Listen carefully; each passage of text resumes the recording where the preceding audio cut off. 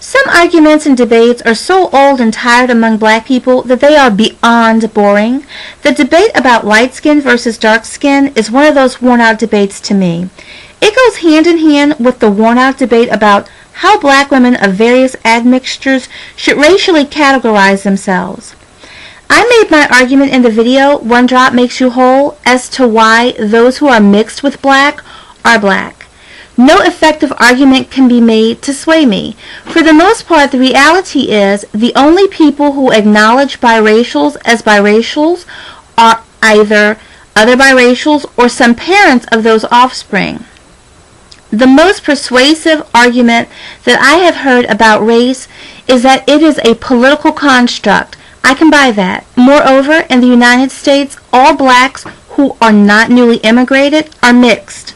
The only difference is the varying degrees of mixture and what black people are mixed with. Keeping these relevant points in mind, along with some other valid points, we are never going to reach, I don't think, a consensus on who is black or biracial and what's the best label, or to be politically correct, what's the best racial category to put biracial people in. I have stated that each individual should decide how they wish to be categorized, but they must also bear in mind that how we want to be perceived as people is not how the outside world is going to perceive people. It just doesn't work that way. When people see people who are black and they are mixed with something else, they, in their mind, mentally slide them into the black category. I brought all of this up because of a posting by some girl on my video, One Drop Makes You Whole. Her name was, or is, Regina Blah Blah, I think it is. She challenged my point of view, which she's more entitled to do. She's more than entitled to do that. I don't have a problem with that. That's why we make videos.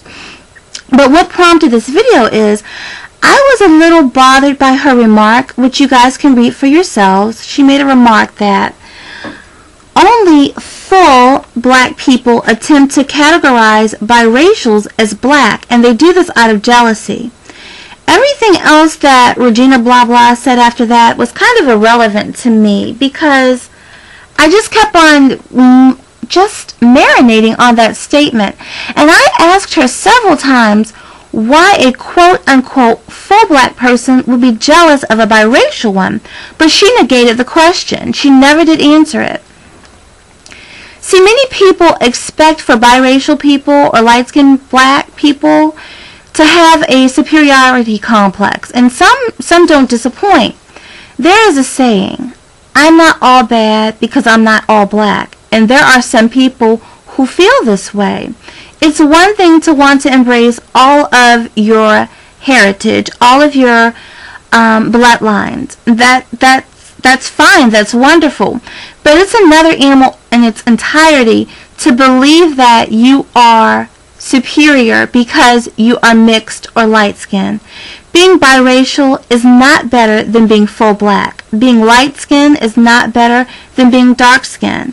Being less black is not superior than being full black. And as black women, the color divide isn't something that we can afford to let live.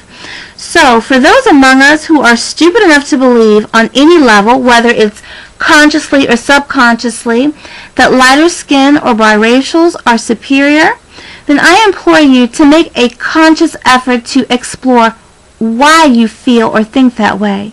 If the reasons are not sound, then you need to start deprogramming yourself.